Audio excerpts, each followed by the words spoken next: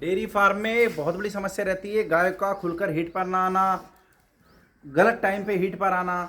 तो उसके लिए एक प्रक्रिया होती है सिंक्रोनाइजेशन, जिसको जीपीजी प्रोटोकॉल भी बोलते हैं। हम अभी दोस्तों पंजाब गए थे और हमने बड़े बड़े जो डेयरी फार्मर्स हैं उनसे इस मसले पे बात की कि आप कैसे करते हैं, आप तो रोज़ एआई करते रहते हैं। बोले हम ऐसा नहीं करते हैं, रोज़ अगर मान लो 500,000 गाय का कोई फार्म है तो उसमें तो रोज़ एआई होती ही रहेगी, लगभग रोज़ 2 गाय एआई का एवरेज आएगा। बोले रोज़ डॉक्टर नहीं बुला सकते, हम प्रेजेंट नहीं रह सकते, इसलिए बोले सिंक्रोनाइजेशन हम करते हैं।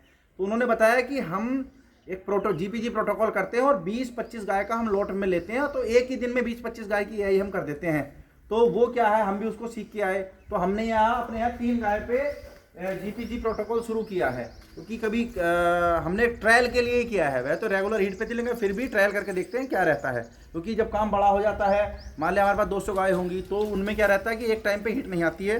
तो उसकी प्रक्रिया क्या होती है, सबसे जरूरी बात है। तो सबसे पहले आपको लगाना है, शुरू में किसी भी दिन आप शाम को 5 ml रिसेप्टाल लगाएंगे। हमने जो लगाया रिसेप्टाल लगाया है, लोग बोलते हैं बुसरेलिन एसीटेट होता है इसमें, लोग कुछ भी लगा सकते हैं इस साल्ट का, लेकिन हम तो एमएसडी का ही लगाते हैं। तो हमें सबसे अच्छे रिजल्ट जो लगे थे रिसेप्टाल में लगते हैं।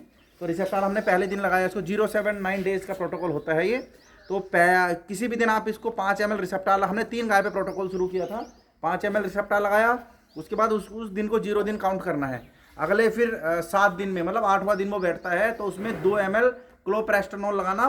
ये साल्ट आता है 2 ml का, ये बैटमेट का लगाते हैं हम, बैटमेट नाम से आता है, कारगिल का वेटकेयर का है। तो हमें इसके बहुत अच्छे रिजल्ट लगते हैं, तो सुपीरियर है, तो ये लगा दिया। और 90 दिन फिर से 2.5 ml रिसेप्टाल लगाया हमने, ये भी एमएसडी का ही है, सेम रिपीट किया पहले दिन वाला।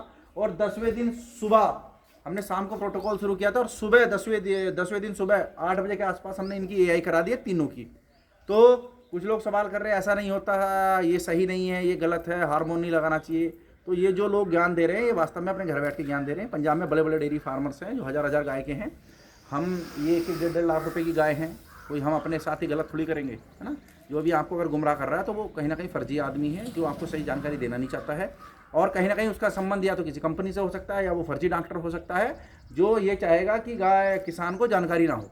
तो जो लोग आपको गलत गुमराह करेंगे इस मसले पे, वो केवल वो अपने फ़ायदे के लिए गुमराह कर रहे हैं। तो हमने 3 गाय की एआई आज सुबह कराई है, देखते हैं इनका क्या रिजल्ट रहता है। लेकिन आप ये समझ के चलिए कि ये सबसे अच्छी चीज़ है कि पंजाब वाले अगर किसी चीज़ को फॉलो कर रहे हैं, अच्छे डेयरी फार्मर, तो वो व्यवस्था सही है। इसलिए हम उनसे आज इतना पीछे हैं।